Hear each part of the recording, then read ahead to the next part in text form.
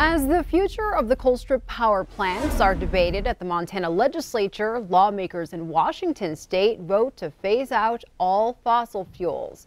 The two climate change bills now headed to Governor Jay Inslee's desk appear to put Colstrip's future even more in doubt.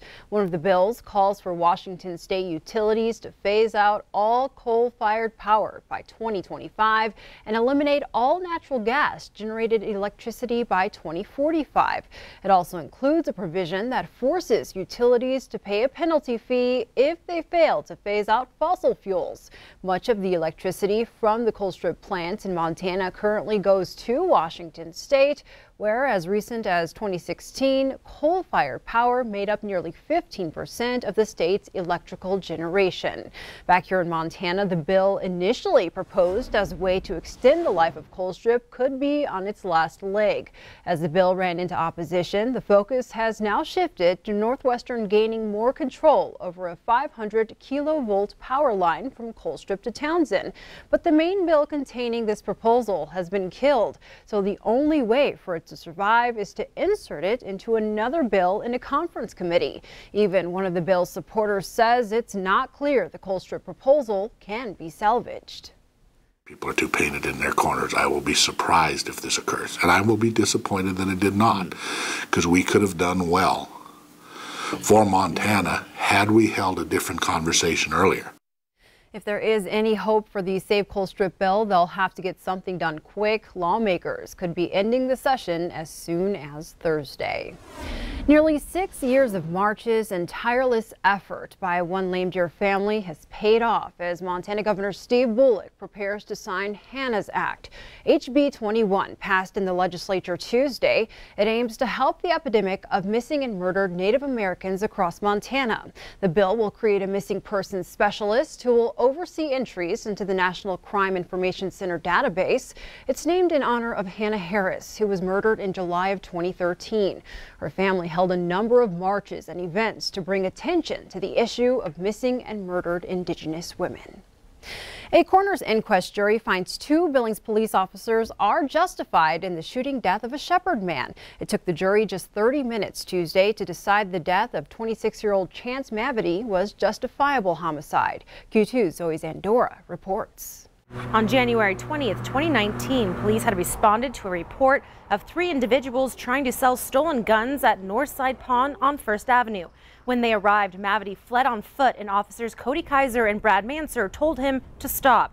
Instead, he raised a gun and fired at Officer Kaiser.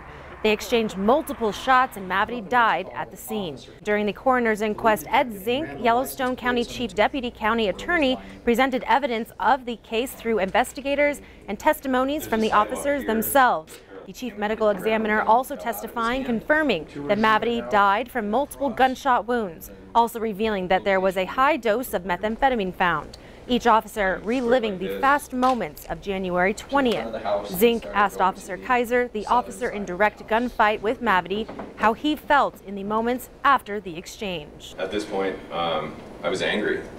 I was very angry. Number one, because this man forced me to take his life. And number two, because this man tried to take my life and take me away from my family.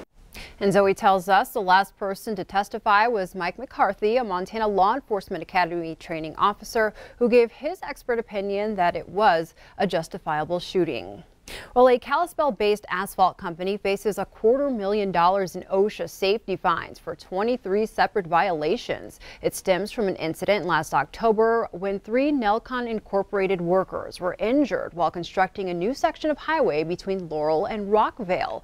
The 3 workers suffered 2nd and 3rd degree burns when ambient temperature oil was poured from the top of an excavator bucket into an oil expansion tank. When the air temperature oil came into contact with the 450-degree oil already in the tank, hot oil released from the fill cap, burning the workers. That reaction caused one of those workers to fall about 15 feet. OSHA says Nelcon failed in multiple safety areas and failed to report the incident within 24 hours. Q2 has reached out to the company for comment but has not heard back. Police are waiting on an autopsy to determine what led to the death of a Minnesota man whose truck was found submerged in a river. 58-year-old John MacArthur was found dead in the Missouri River near Craig Monday. MacArthur has an address listed in Cascade, Montana. His body was found in a brand new Toyota truck along with his dog, which also died. A Montana woman born in Miles City, graduate of Billings Senior High, and a first-generation college student is now also a Fulbright scholar. Sierra Powell is also a 2018 Carroll College graduate, the school's first ever student to receive the prestigious Fulbright Award. The Fulbright program aims to improve intercultural relations between the United States and other countries. Powell studied international relations, Spanish, and Latin American studies. Aside from being an English teaching assistant abroad, we're required to do something more in terms of community engagements, and I pledged to myself that I would really work hard to volunteer my time to the global migration crisis that's relevant worldwide, but in Europe right now. Powell will serve as a cultural ambassador in the Canary Islands starting in September.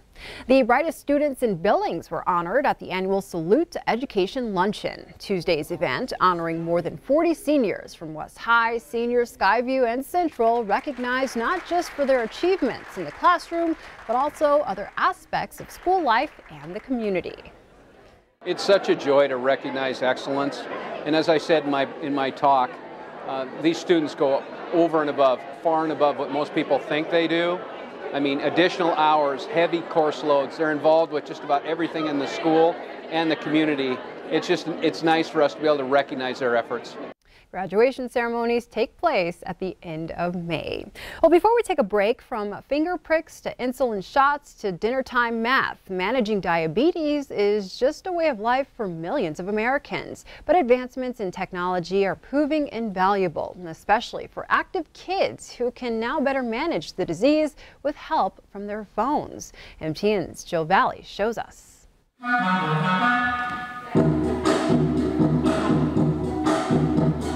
14-year-old Ava Took does it all: ballet, tap, and modern contemporary dance.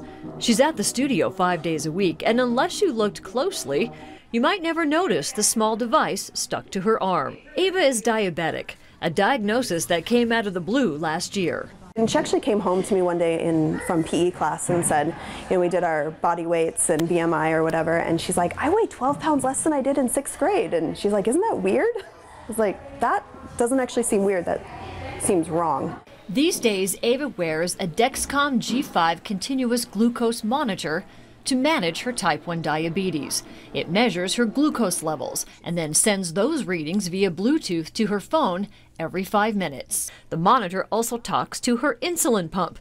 The pump administers or restricts insulin as needed, and if Ava doesn't notice her blood sugar is up or down, her parents and teachers will, through an alert sent to them through a phone app. So she's not managing her diabetes alone. They're always texting me and calling me, and alarms going off at school. She likes that these devices eliminate the finger pokes and shots, which hurt and can interfere with a busy lifestyle. Her fingers were so sore all the time, and this one's approved, so you can do that. You can make actually dosing decisions without double checking your finger. The Dexcom really doesn't hurt, so I can roll around on the ground and I can do whatever the same as I used to. For Ava, a life-altering diagnosis is made more manageable with high-tech help. Technology more and more diabetics are using to keep them on an even keel. It's certainly helping Ava stay healthy, so she can keep on dancing. In Missoula, Jill Valley, MTN News. And Jill tells us technology to help manage diabetes now includes glucose monitors that give blood sugar levels in real time.